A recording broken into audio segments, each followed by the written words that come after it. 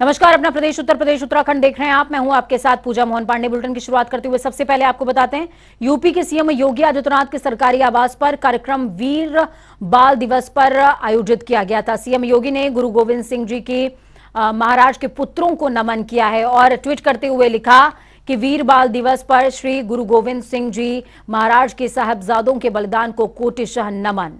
साहबजादों का पावन बलिदान युगों युगों तक राष्ट्र और धर्म की रक्षा के लिए हम सभी को प्रेरणा प्रदान करता रहेगा।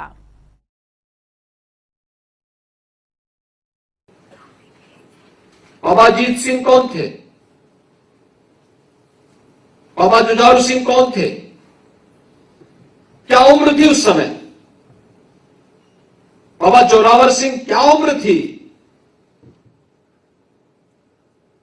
बाबा फतेह सिंह एक नन्हा सा बालक, लेकिन अपने धर्म के पद से विचलित नहीं होना है।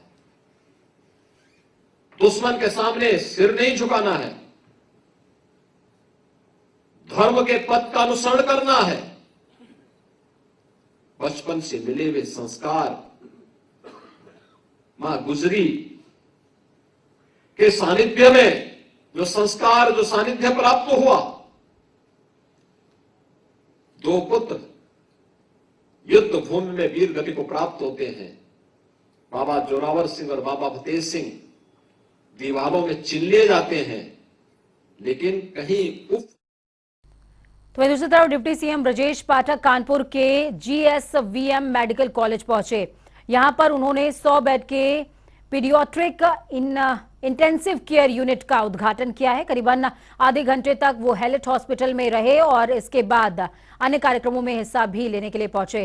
डिप्टी सीएम और स्वास्थ्य मंत्री के दौरे को देखते हुए मेडिकल कॉलेज में व्यवस्थाओं को चौक चौबंद किया गया था। कोरोना के बढ़ते खतरे को देखते हुए ब्रजेश पाठक समीक्षा भी कर सकते हैं।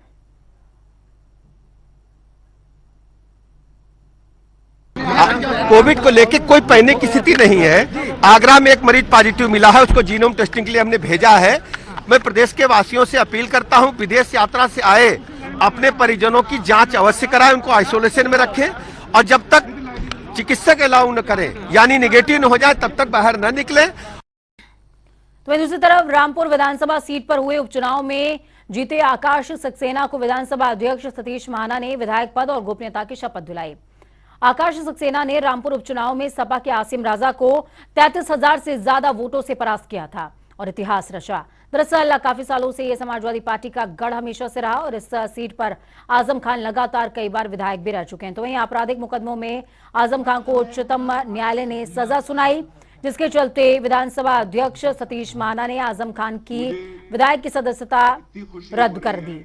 इसके बाद इस सीट पर हुए उपचुनाव में बीजेपी के आकाश सक्सेना ने बाजी मारी और भाजपा विधायक के तौर पर जीत दर्ज की है।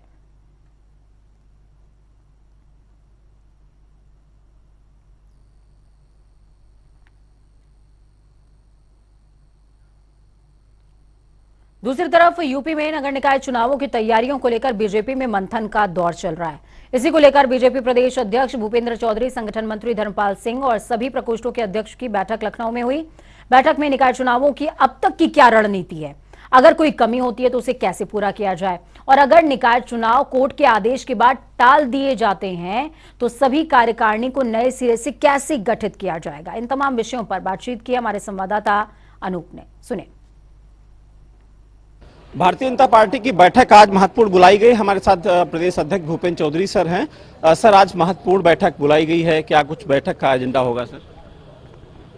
हमारी पार्टी की नियमित बैठकें हैं और हम अपने आगामी कार्यक्रमों की तैयारी, पुराने कार्यक्रमों की समीक्षा के लिए नियमित रूप से हम लोग पार्टी के लोग बैठते हैं, उसी क्रम में बैठने का। सर, निकाय चुनाव को लेकर हालांकि मामला हाईकोर्ट में है। अगर निकाय चुनाव पे 27 तारीख को फैसला होता है कि जल्द चुनाव कराए जाएंगे तो पार्टी की क्या तैयारी है? माननीय न्यायालय को निर्णय करना है, उसमें माननीय न्यायालय का जो भी निर्णय होगा उसके हिसाब से हमारी तैयारी पूरी है। हम लोगों ने अपनी पूरी तैयारी की है।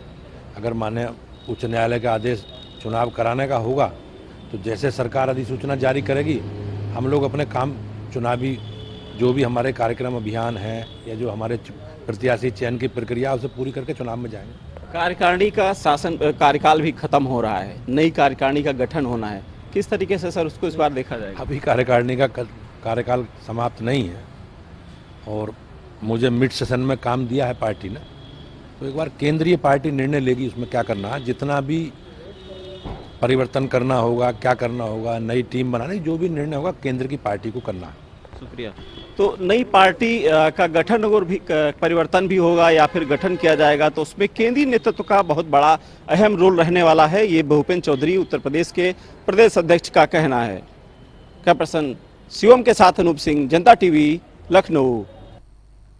तो दूसरी तरफ यूपी के तमाम चिकित्सा संस्थानों, सरकारी अस्पतालों और मेडिकल कॉलेजों में मंगलवार को कोविड की व्यवस्थाओं को परखने के लिहाज से मॉक ड्रिल की जाएगी। डिप्टी सीएम ब्रजेश पाठक ने खुद इस बात की जानकारी दी है कि प्रदेश भर में मॉक ड्रिल के जरिए कोरोना से निपटने की तैयारियों को परखा जाएगा। उन्होंने कहा, कोरोना फिलहाल प्रदेश में नियंत्रित है, पर हम हर परिस्थिति से निपटने के लिए तैयार हैं। मॉक ड्रिल के जरिए सभी सेवाओं की एक्टिवनेस को चेक किया जाएगा।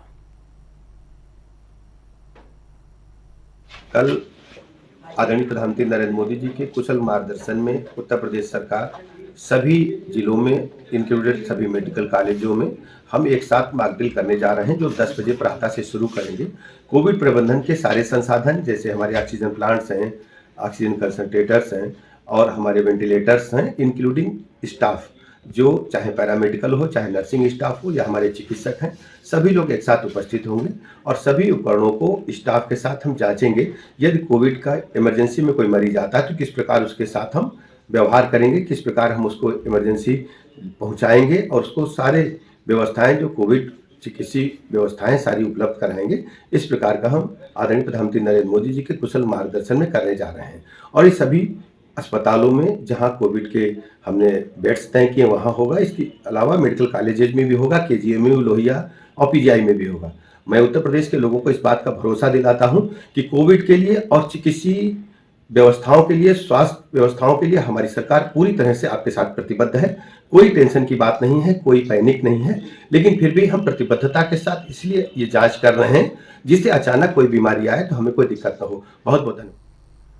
तो वहीं चाइना में कोरोना को लेकर एक बार फिर से कोहराम मचा हुआ है। ऐसे में चाइना के हालातों को देखते हुए भारत अभी से कोरोना से दो हाथ करने को तैयार है और बाकायदा सभी को एडवाइजरी भी जारी कर दी गई है। राज्य सरकारें भी अपने स्तर पर अपने तरीके से काम कर रही हैं और कोरोना को लेकर उत्तर प्रदेश के मुख्यमंत्री योगी आदित्यनाथ ने लगातार बैठकें की हैं और हर दिन रिपोर्ट तैयार करते हुए पूरी नजर बनाए रखने को कहा है। कोरोना को लेकर गोरखपुर में नगर निगम ने भी खासे इंतजाम किए हैं। सोडियम हाइप्रोफोलाइड के जरिए छिड़काव या फिर चूना गिरने के साथ साथ साफ सफाई को लेकर के एक अभियान भी चलाकर काम करने की बात कही जा रही है। जैसे पिछली बार कोरोना के सेकेंड फेज में बढ़ चढ़कर काम किया गया था और कोरोना को मात देने का काम भी हुआ था, उसी तरीके से इस बार कोरोना के अंदेशे को देखते हुए नगर निगम पूरी तरीके से पहले से ही तैयार है। देखिए, माननीय मुख्यमंत्री जी के द्वारा दिए गए दिशा निर्देशों के क्रम में गोरखपुर नगर निगम ने एक बार फिर से कोविड से निपटने की पूरी रणनीति तैयार कर ली है। हम लोगों ने 5000 लीटर से ऊपर सोडियम हाइपोक्लोराइड मंगा लिया है और सोडियम हाइपोक्लोराइड को छिड़काव करने के लिए हम लोगों ने इस वक्त 18 चारपहिया गाड़ियां हमारे पास हैं, जिसपे कि हमने पंप लगवाकर उसके माध्यम से हम सोडियम हाइपोक्लोराइड का छिड़काव कर सकते हैं। और अभी चूंकि बीच में जब यहाँ पर डेंगू का जोर हुआ था, उसमें हम लोगों ने जो जगह जगह छिड़काव करा रहे थे उसमें सोडियम हाइपोक्लोराइड का भी छिड़काव कराया था, उसको हम लोग पुनः चालू करने जा रहे हैं। उत्तराखंड में कांग्रेस के पूर्व मुख्यमंत्री हरीश रावत और तमाम कांग्रेसी नेता कार्यकर्ता देहरादून के गांधी पार्क में अंकिता भंडारी को इंसाफ दिलाने के लिए धरने पर बैठे हुए हैं। पूर्व सीएम के साथ में कांग्रेस के सैकड़ों कार्यकर्ता मौजूद हैं। हरीश रावत ने अंकिता भंडारी हत्याकांड में संलिप्त वीआईपी का नाम उजागर करने की मांग को दोहराया है। उन्होंने कहा, हत्याकांड का सीबीआई जांच इसकी होनी ही चाहिए। उत्तराखंड वासियों को एसआईटी की जांच पर भरोसा नहीं है। प्रदेश की कांग्रेस कमेटी ने मांग की है कि हत्याकांड की निष्पक्ष जांच की जाए और किसी भी दोषी को ना बख्शा जाए। चलिए, चर्चा के लिए हमारे साथ में हरीश रावत जी खुद लाइव जुड़ चुके हैं। हरीश जी, बहुत स्वागत है जनता टीवी पर आपका। बहुत धन्यवाद, बहुत धन्यवाद। हरीश जी, अंकिता के लिए आप इतना बड़ा इनिशिएटिव ले रहे हैं, सबसे पहले उसके लिए बहुत शुक्रिया आपका। बहुत बड़ा इनिशिएटिव है और जिसकी जरूरत थी, विपक्ष की एकजुटता की बहुत ज्यादा जरूरत थी। लेकिन सवाल मेरा ये कि क्या वाकई विपक्ष इस मुद्दे को लेकर के एकजुट है? हाँ, सब एकजुट हैं, जी। क्योंकि उत्तराखंड की जनता एकजुट है। जी। दर्जनों सामाजिक संगठन अलग अलग तरीके से आंदोलन करके, कोई प्रदर्शन करके, कोई मोमबत्ती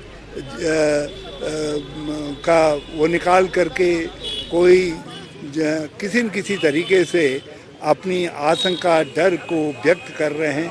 लोग आमरण अनशन पे भी लंबे समय तक बैठे हैं और हम तो उसके साथ अपनी जो शंकाएं हैं, उन सब लोगों की शंकाओं को एक सामूहिक रूप से अपने को भी जोड़ रहे हैं। जी बिल्कुल, आप बोल रहे हैं कि आप आए, कम्युनिस्ट पार्टी जी तमाम आवाजों के साथ में हरीश जी आप और विपक्ष जोड़ने का काम कर रहा है। मैं उनका जी मैं ये समझना चाहूंगी हरीश जी, देखिए लगातार सत्ता पक्ष आपके ऊपर आरोप लगा रहा है कि अंकिता के नाम पर सिर्फ और सिर्फ विपक्ष अपनी राजनीति चमकाना चाहता है, लेकिन हरीश रावत हरदा जो कि उत्तराखंड के इतने बड़े वरिष्ठ नेता हैं, उनका क्या स्टैंड है? उनका क्या स्टैंड है अंकिता के माता पिता के लिए और इस मुद्दे को लेकर के आप दो टूक सरकार को क्या कहना चाहते हैं? मैं सत्तारूढ़ दल से कहना चाहता हूं जी कि लोगों के मन में जो आशंका है, डर है, शंकाएं हैं, कुशंकाएं हैं, आप उनका निराकरण कर दीजिए जी। और अपने आप विपक्ष की राजनीति ध्वस्त हो जाएगी, हरीश रावत की राजनीति ध्वस्त हो जाएगी। आप क्यों मौका दे रहे हैं? और सही बात यह है, कोई इसमें राजनीति नहीं कर रहा है। एक बेटी का सवाल है, एक हमारी राज्य की संस्कृति, सभ्यता, हमारा अध्यात्म, जिस बात के लिए राज्य बना, वो राज्य निर्माण के जो मूल तत्व हैं, उन तत्वों की रक्षा का सवाल है। अंकिता ने एक बलिदान दिया है जी। उसने अपने दोस्तों को मैसेज भेजा, उसमें साफ कहा कि इस रिजॉर्ट में सब कुछ ठीक नहीं है और यहाँ कई चीजें गड़बड़ हैं और मुझसे कहा जा रहा है कि कल वीआईपी आएगा, तुमको उसको विशेष सर्विस देनी है और मैंने इनकार कर दिया है। और उसके बाद उसकी हत्या होती है। फिर उसके साक्ष्य पहले मुकदमा दर्ज नहीं होता है, फिर साक्ष्य मिटाने की कोशिशें होती हैं, जिनको आप सारा उत्तराखंड समझ गया है। आज भी एक नहर से हरीश रावत जी, क्या मैं इसको सीधे तौर पर आरोप समझूं कि क्या हरदा इस बात को स्वीकार कर रहे हैं कि मौजूदा सरकार वीआईपी के नाम पर पर्दा डालने की कोशिश कर रही है? स्टेटमेंट मैं नहीं कह रहा हूं, मैं नहीं समझता ऐसा करेंगे, क्योंकि आखिर उनकी भी तो बेटी है, ये मुख्यमंत्री की भी बेटी है, बहन है, ये और दूसरे लोग शासन के, उनकी बेटी है। और सबसे बड़ी बात यह है कि हमारी धरती का जो दैहिक सुख के लिए उपभोग करने की संस्कृति में इस राज्य को बदलना चाहते हैं। अंकिता ने उनके मुंह पर तमाचा मारा है और आज अंकिता के हत्यारों को सजा होती है और वो वीआईपी जो हमारी संस्कृति को कलंकित करने के लिए यहाँ आ रहा था देह सुख भोग के लिए, वो उसका नाम सामने आता है और उसको दंडित होना पड़ता है। तो आप देखिए इसका असर उत्तराखंड बचाओ, उत्तराखंड की संस्कृति बचाओ का एक अभियान के रूप में आगे आएगा जो है। तो इसलिए इसमें राजनीति देखने के बजाय भाजपा के दोस्तों को चाहिए कि वो स्वयं इसमें सम्मिलित हो। मैंने तो उनसे कहा था, भैया तुम भी आओ, मैं तुम्हारे पीछे बैठ जाऊंगा। यहाँ हजारों लोग आए हैं, आज गए हैं, सब अपने अपने तरीके से एकजुटता जाहिर कर रहे हैं। मैं सैने लोगों से कह रहा हूँ जाओ जाओ जाओ करके, बड़ी मुश्किल से उनको भेजना पड़ रहा है क्योंकि ठंड बढ़ी हुई है। तो ये सब चीजें हैं, इसमें राजनीति देख करके भाजपा जो है, मैं नहीं कहता कि हम राजनीतिज्ञ नहीं हैं, हम राजनीति में हैं, तो ऐसा राजनीति कर रहे हैं करके मेरी मदद कर रहे हैं भाजपा के लोग जो है। ठीक है हरीश रावत जी, एक सवाल मेरा आपसे और ये आखिरी सवाल होगा हरीश रावत जी। हर मामले में राजनीति नहीं होती है, अंकिता के जो पिता हैं, बहन के मामले में कोई राजनीति कर सकता है? बिल्कुल सही बात है। अंकिता के जो पिता हैं हरीश जी, अंकिता के पिता कह रहे हैं कि हमें सुप्रीम कोर्ट से अब उम्मीद बची हुई है और हम अब सुप्रीम कोर्ट का दरवाजा खटखटाएंगे। इसको लेकर कांग्रेस क्या सोचती है? क्योंकि करण महाराज जी का बयान पहले भी आ चुका है, उन्होंने कहा कि मुझे लगता है कि उनके पिता को सुप्रीम कोर्ट का दरवाजा और उनकी दहलीज पर जाना चाहिए, क्योंकि अब न्याय की उम्मीद राज्य सरकार से तो कतई नहीं रही। देखिए, मैं तो ये कहूंगा कि हमारी सरकार जन विश्वास की प्रतीक है। अभी अभी तो चुन करके आए हैं, वो खुद क्यों नहीं करते हैं इस काम को? जो काम जो है न्यायालय करे, उस काम को खुद सरकार क्यों नहीं करती है? मैं एक बात जानता हूँ, सीएम, पीएम, सीएम और डीएम ये यदि ठीक से हिम्मत करें तो ईश्वर के प्रतिनिधि हो जाते हैं। न्यायालय तो तब आता है सामने जब हम अपने कर्तव्य को ठीक से नहीं निभाते। यानी कि आपको ये लग रहा है कि एसआईटी अपने कर्तव्यों का निर्वहन नहीं कर रही है? पुष्कर सिंह धामी अपने कर्तव्य को ठीक से निभाएंगे? नहीं, मैं नहीं कह रहा हूँ नहीं करेंगे, मैं आशा कर रहा हूँ कि जो जन अपेक्षाएं हैं उनके अनुरूप वो काम करेंगे।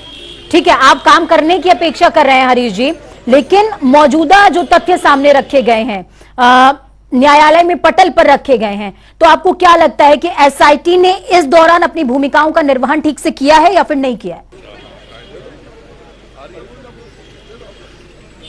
भाई, राज्य सरकार ने जले में नमक डालने जैसा काम किया। विधानसभा में कह दिया उन्होंने कि कोई वीआईपी नहीं, वहां तो एक वीआईपी कक्ष है, वहां जो भी आता है वो वीआईपी है। अरे हमको क्या समझ रखा आपने है कि ये ऐसी बातें कह करके जो है हमारे जले में नमक छिड़कोगे तो उत्तराखंड चुप रहेगा? लोग उस समय से बिल्कुल स्तब्ध हैं, गुस्से में हैं लोग। ठीक है, ठीक है। हरीश जी, आखिरी सवाल है मेरा आपसे, ये बिल्कुल फाइनल सवाल है। बचाव पक्ष को एक बहाना दे दिया, उनको एक तर्क दे दिया। ठीक है, आप समझिए, बचाव पक्ष के लिए सरकार का बयान एक तर्क की तरीके से हो गया। जी बिल्कुल। क्या है, अभी जो है चार्जशीट ठीक से पूरी दायर भी नहीं हुई और आपने उस तरीके से उनके बचाव के लिए एक तर्क दे दिया उनको। हरीश रावत जी, 24 घंटे के अनशन के बाद क्या? 24 घंटे के अनशन के बाद कांग्रेस का स्टैंड क्या? देखिए, ये जन आंदोलन है, ये जन सवाल है और मैं उम्मीद करता हूँ, मैं सबसे आशावान व्यक्ति हूँ।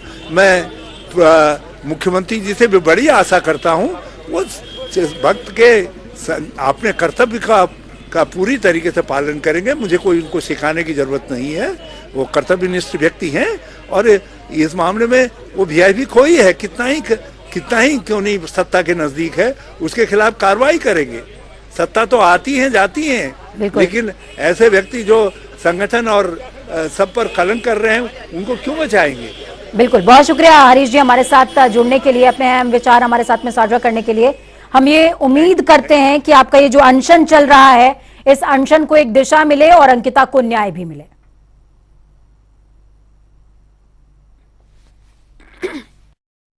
रावत को सुन रहे थे आप, पूर्व मुख्यमंत्री हैं। साफ तौर पर उन्होंने कहा कि 24 घंटे का अनशन जरूर है, लेकिन ये अनशन यहीं रुकने नहीं वाला है।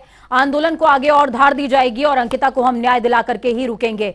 और मेरी प्रदेश सरकार से, हरीश रावत की प्रदेश सरकार से ये डिमांड रही। उन्होंने साफ तौर पर कहा कि जनता का प्रतिनिधि, ईश्वर का प्रतिनिधि होता है मुख्यमंत्री, डीएम और तमाम लोग। बस कोशिश ये करनी है कि उस बेटी को अपनी बेटी की तरह ट्रीट कीजिए।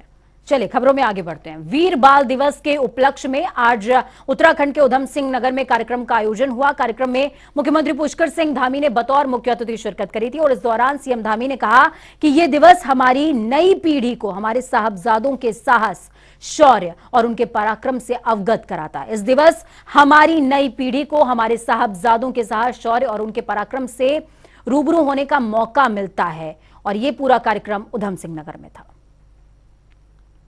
आज भारत ही नहीं बल्कि पूरे विश्व के अंदर विश्व का एक अनोखा इतिहास का अध्याय है, उसको हम लोग अपने स्मरण में रखें। इस हेतु हमारे देश के यशस्वी प्रधानमंत्री मोदी जी ने गुरु गोविंद सिंह साहब के चारों साहबजादों की शहादत को वीर बाल दिवस के रूप में मनाने की घोषणा कर उनके प्रति अपनी सच्ची श्रद्धांजलि देते हैं।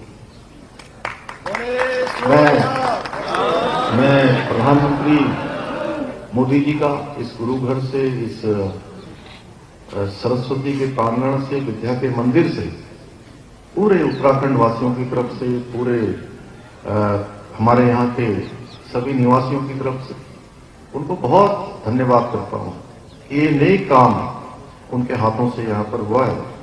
यह दिवस हमारी नई पीढ़ी को साहबजादों के साहस, शौर्य एवं उनके पराक्रम से अवगत कराता है। अब ये समय आ गया है कि ऐसे वीर बलिदानियों के बारे में ज्यादा से ज्यादा लोग जाने, ताकि लोगों को पता चल सके कि आजादी सिर्फ कुछ चुनिंदा लोगों की बदौलत हमें नहीं मिली है, बल्कि इसमें कई लोगों का योगदान था, जिन्हें जो हमारे वामपंथी इतिहासकार थे उन्होंने भुला दिया था। आखिर इतिहास के पन्नों में पढ़ाया जाना चाहिए था कि किस प्रकार से फतेह सिंह, जोरावर, उनकी शहादत हुई, किस प्रकार से उन्होंने धर्म की रक्षा के लिए अपने प्राणों का बलिदान दिया। तो वहीं दूसरी तरफ देश में एक बार फिर से कोरोना की आहट सुनाई देने लगी है, जिसको देखते हुए केंद्र और राज्य सरकारों ने आम जन से एहतियात बरतने की अपील की है। तो वहीं इसी कड़ी में उत्तराखंड के राज्यपाल ने भी कोरोना से बचाव की अपील आम जनता से की। उन्होंने कहा कि कोरोना की पिछली लहर में पूरे देश ने एकजुटता दिखाई, ऐसे में एक बार फिर जागरूक होने की जरूरत है। ये कोविड की चुनौती हमारे सामने में खड़ी है। ये जो हमारा संघर्ष और युद्ध है कोरोना कोविड के अगेंस्ट में खत्म नहीं हुआ है।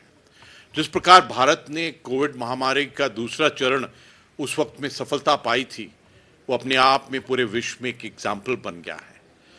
जिस प्रकार हर एक भारत ने, हमारी गवर्नमेंट ने, एडमिनिस्ट्रेशन ने, हर एक भारतीय ने एक रेजिलियंस, कलेक्टिव रेजिलियंस दिखाई थी, हमारे सामने में एक उदाहरण है। और आज जो स्थिति इस प्रकार है कि चाइना और विश्व के बाकी देशों के अंदर में ये फिर उभर रहा है। इसका मतलब ये है कि कोविड की चुनौती खत्म नहीं हुई है। हमने कुछ एक बहुत सुंदर सबक सीखे थे सेकेंड वेव के अंदर में। पहला ये था कि हम किस प्रकार क्लीननेस, सैनिटेशन, हाथ का, हमने ये देखा था किस प्रकार हमारी सभ्यता का नमस्कार, हाथ ना मिलाना, और किस प्रकार मास्क, सोशल डिस्टेंसिंग का हमने सीखा था। हमारे को इस वक्त में बहुत अलर्ट रहने की जरूरत है, जो भी मैं कहूंगा। तो दूसरी तरफ राजभवन में कार्यक्रम का आयोजन किया गया, जहां पर मुख्य अतिथि के तौर पर मौजूदा राज्यपाल गुरमीत सिंह ने आपको बता दें कि बच्चों की ओर से प्रस्तुत किए गए वीर साहबजादों के बलिदान को दर्शाते हुए प्रस्तुतिकरण को देखा। राज्यपाल ने कहा, छोटी सी उम्र में वीर साहबजादों ने राष्ट्रभक्ति और धर्म भक्ति को सर्वोच्च प्राथमिकता दी, जिनका अनुसरण आज भी भारतीय सेना कर रही है, और वीर साहबजादों के बलिदान से हमें प्रेरणा लेने की जरूरत है। आज सचमुच में एक हिस्टोरिक डे है। आज नया इतिहास बना है। आपको याद होगा कि 9 जनवरी 2022 को गुरु गोविंद सिंह जी के प्रकाश पर्व के ऊपर में माननीय प्रधानमंत्री जी ने ये घोषणा की थी कि 26 दिसंबर को वीर बाल दिवस के रूप में मनाया जाएगा। आज वो दिन हम सबके सामने में है, और देखने वाली बात ये है कि जो साहबजादों ने अपने प्राणों की आहुति दी थी, जो उन्होंने एक बलिदान, एक सुप्रीम सेक्रीफाइस का एक उदाहरण अपने धर्म के लिए, अपने राष्ट्र के लिए, अपने निश्चय के लिए दिया था, उसको 1705 से लेकर कितना समय है, लेकिन इसको एक नियुक्ति करना कि एक दिन हम वीर बाल दिवस के रूप में मनाएंगे, अपने आप में एक बहुत बड़ी बात है।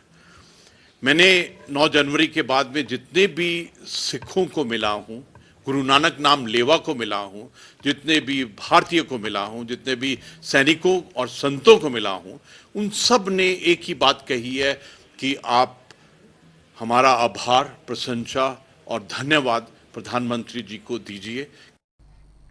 वक्त यहाँ पर छोटे से ब्रेक का ब्रेक है, उस पार खबरों का सफर लगातार जारी है। बने रहिए जनता टीवी के साथ, क्योंकि हमें आपकी ताकत, अपना और अपनों का बहुत ज्यादा ख्याल रखिए। नमस्कार।